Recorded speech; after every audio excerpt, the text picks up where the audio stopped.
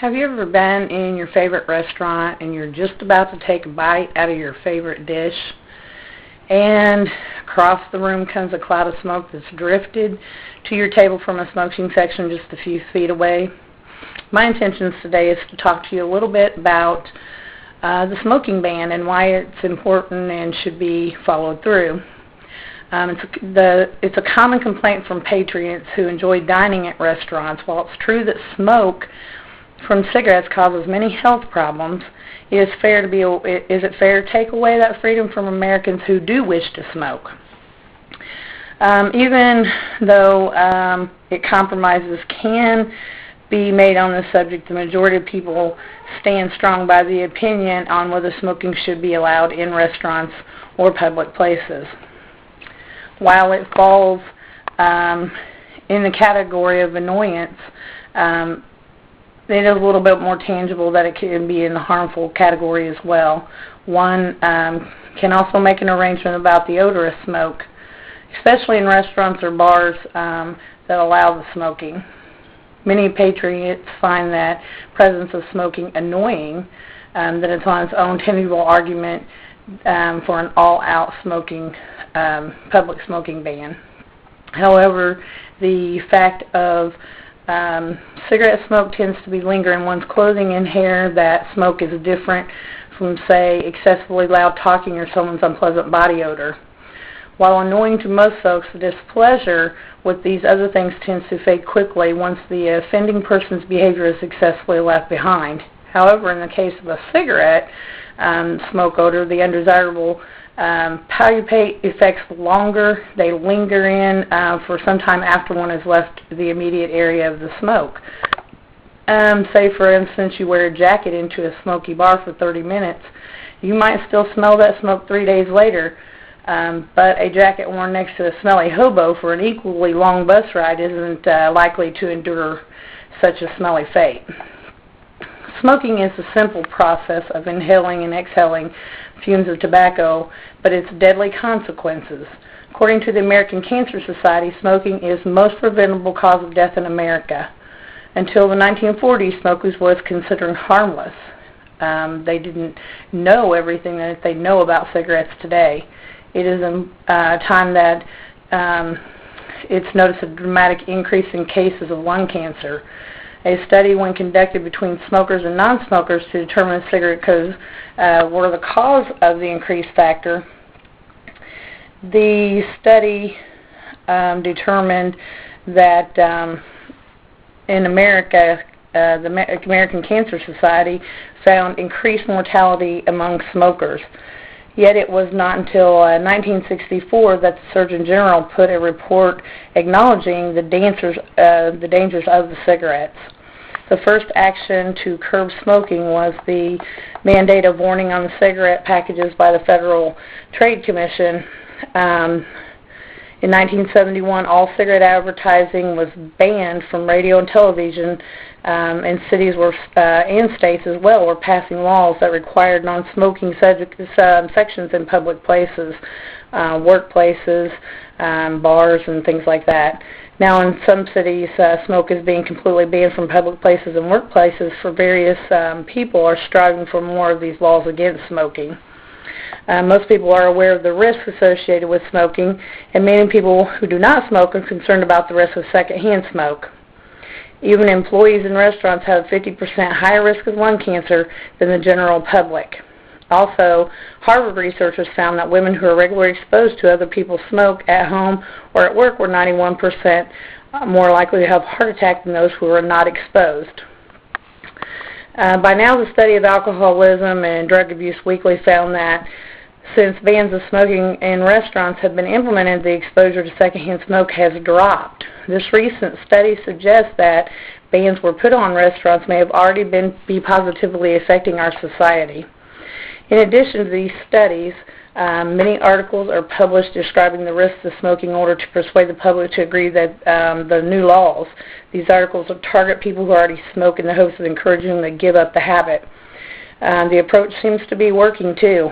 From 1965 to 1994, The proportion of current smokers dropped from 42% to 26%, yet there is still a problem since tobacco kills 4.2 million people annually, and how many people that die are people who have voluntarily exposed to tobacco smoke. Opposing these laws for people, for the majority who do not smoke and wish to have the freedom in public places to smoke, they believe that it is unfair to have their rights taken away by these bans when they live in a country where they're promised equality. William F. Buckley, Jr. wrote an article to bring a little bit of light to discrimination against smokers. He argued that legal philosopher is a smoking civil right. The answer to that is easy, and your civil right nowadays is for others not to smoke. Was it true, or is it fair? How can someone in interest groups be favored while others are discriminated against? In the United States of America, all people are to be created equal, yet the government is making rules that seem to go against that belief. We have developed a culture that gives non-smokers all the freedom and leaves no compromise from people who do smoke. Buckley points out that now there is known as safe level exposure to secondhand smoke, which means that bans are going to have to be made in more places than just restaurants and workplaces. So where is Congress going to draw the line? Maybe we should be looking for other options, and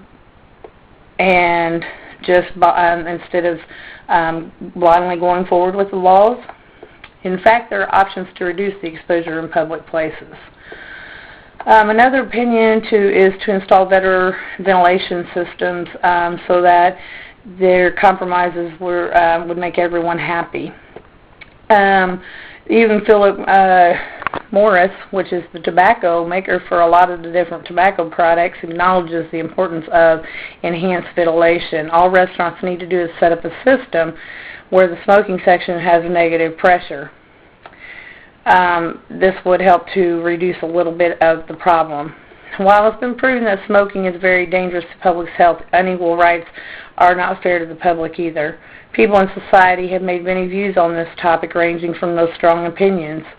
In conclusion, though, there are many reasons smoking should be banned in the public. The fact that secondhand smoke is more dangerous to children raises a very big concern to parents. As a parent, we should wish to protect our children from harm, and in doing that, we need to keep them away from secondhand smoke. Parents have to be careful of where they allow their children to go because of smoking these days. We want to keep them safe and their lungs healthy, and we do have to monitor where they can and cannot be. This is taking away from children because they are not able to go to eat in certain places or to some arcades or bowling alleys because it involves in submersing them in cigarette smoke. Aside from all the dangerous diseases and problems that secondhand smoke can cause, some people have allergies to cigarette smoke. Others have health issues such as COPD, asthma, breathing issues that cause them pain and suffering if they're exposed to cigarette smoke. These people, and my daughter and me included, cannot go into public places where there's smoke in the air without putting our health in jeopardy. We cannot just decide to go to a restaurant or other public function without first having to find out if they allow smoking and preparing for our health issues before we can go if they do. Because of this issue, non-smokers are being unfairly overlooked and allowing smoking in public areas. The main reasons we should ban smoking in restaurants and other public areas because smoke does not remain solely in a smoking area. There are many different ways to protect ourselves from secondhand smoke, but obviously is to stay away from it. That, however, would need to be done with a smoking ban. Perhaps I am on the side that I am because of my allergy to secondhand smoke, as well as my daughter's, or perhaps simply because I'm thinking about what it does to our bodies.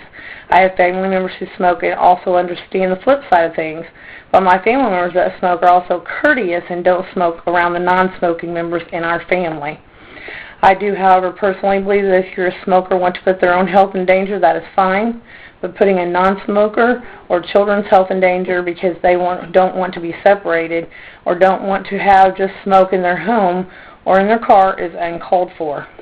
So please stand up, take a stand, and realize that the smoking ban is not only for the good of humanity, but as well as to survival. Thank you.